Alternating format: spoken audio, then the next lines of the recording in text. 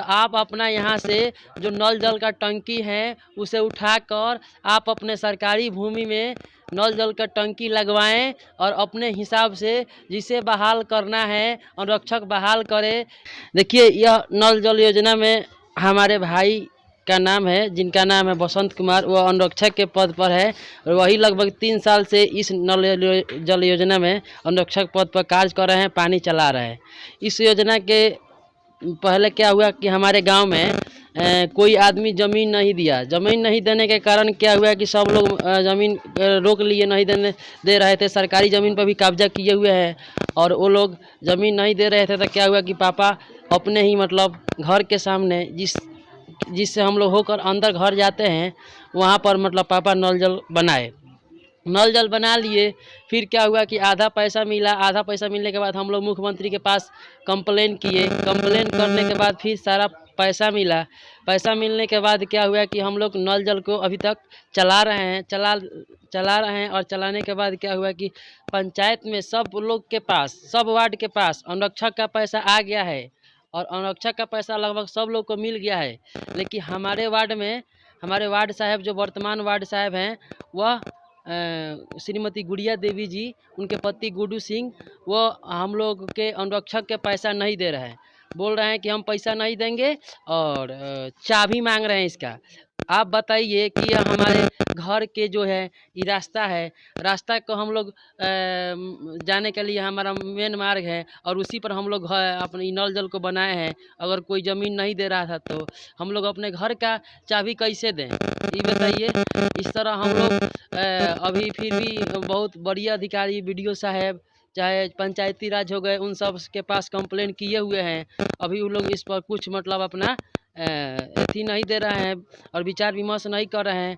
और ये गुड्डू सिंह जो वार्ड हैं, ये लगभग इनसे 2-3 बार बोला जा चुका है। उनका कुछ रिकॉर्डिंग भी मेरे पास हैं। बोल रहे हैं कि आप जाइए BDO साहब से बतिया लीजिए, हम पैसा नहीं देंगे।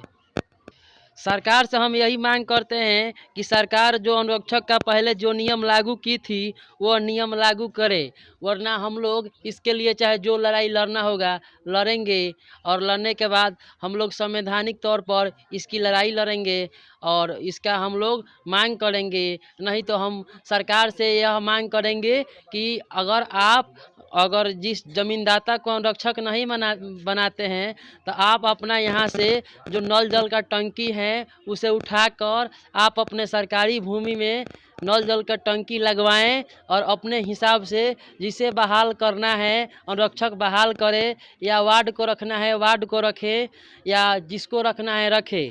वरना ज़मींदाता के यह हक बनता है कि हाँ, उसके ज़मीन में अगर टंकी लगा हुआ है नल जल का तो उसे अनुरक्षक होना चाहिए संवैधानिक तौर पर, और यह नियम लागू होना चाहिए। यह समस्या हमारे साथ ही नहीं, पूरे बिहार भर के अनुरक्षकों के साथ है।